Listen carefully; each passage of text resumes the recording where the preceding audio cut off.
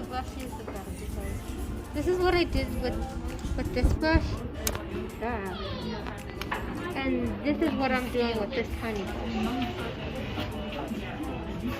So it's tiny, and because you're coloring a big panda and a tiny panda, if the tiny panda is smaller than this one, I think it's best to use a tinier brush.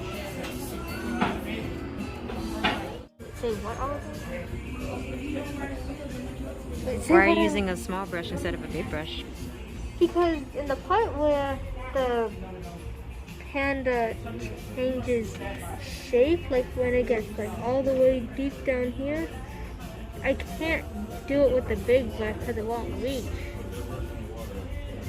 And I have to use the small brush since the big brush can only do so much. Mm-hmm. Just like that. So mommy, something to help you with this. This right here, it goes all the way around to here. So that's where you draw your baby panda's legs, and it does the same that here, just not all the way because that's where you have to do the white. Okay.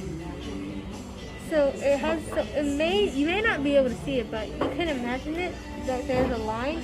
You can use a brush like this small or maybe even smaller one to make a border, so then you can just color the rest of the side. Okay. If that helps. Yeah.